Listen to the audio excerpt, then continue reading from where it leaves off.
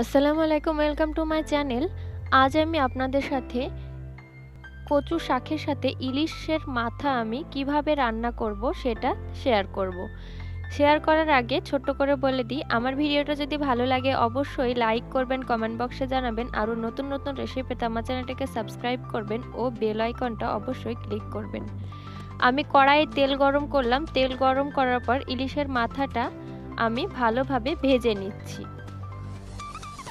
ভাজা হয়ে গেছে প্রায়। এবার আমি ভেঙে দিলাম মাছটা। এবার তুলে নেব।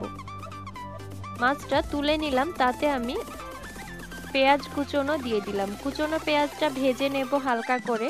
এরপর আমি সমস্ত মশলা এক এক করে দিয়ে দেব। দিয়ে দিলাম 2 চামচ মতো আদা রসুন পেস্ট, আর দিয়ে দিচ্ছি চেরা কাঁচা লঙ্কা।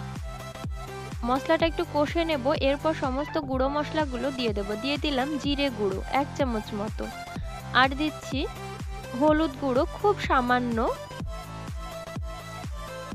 স্বাদ মতো নুনটাও দিয়ে দিলাম, আর দিয়ে দিলাম শুকনো লঙ্কা গুঁড়ো। মশলাটা কষে নেব, তার আগে সামান্য আমি জল দিয়ে দিলাম। মশলাটা প্রায় কষা হয়ে গেছে। এবার আমি ওই ভেজে রাখা মাছের মাথাগুলো আমি দিয়ে দেব। আমি মাছের মাথার সাথে লেজের দিকটাও নিয়েছি।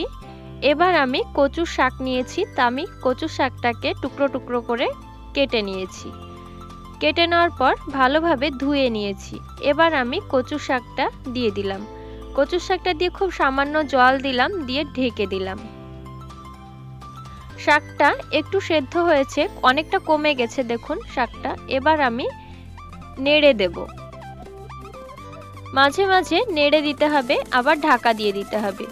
নাড়া হয়ে গেল, এবার আমি ঢাকা দিয়ে দেব। আবারও ঢাকনা খুলে নিলাম, দিয়ে আবারও নেড়ে দিচ্ছি। শাকটা পুরোটা সেদ্ধ হওয়া পর্যন্ত রান্না করে নেব। আমি মাঝে মাঝে ঢাকনা খুলে নেড়ে দিচ্ছি। শাকটা প্রায় হয়ে গেছে, অর্ধ সেদ্ধ হয়ে গেছে। আমি আবারও 5 মিনিট মতো রান্না করে নেব। জলটা আমার একটু বেশি শুকিয়ে গেছে। আপনারা যদি মনে করেন একটু জল জল রাখবেন, তবুও রান্নাটা খেতে ভালো লাগবে। তৈরি হয়ে গেল ইলিশ মাছের মাথা দিয়ে কচুর শাক রান্না। আশা করি ভিডিওটা ভালো লাগবে আপনাদের। একবার রান্না করে খেয়ে দেখুন, দেখুন বারবার খেতে ইচ্ছে করবে। ইলিশ মাছ আনলে মাথা শুধু কচু শাকের সাথেই রান্না করতে ইচ্ছে করবে।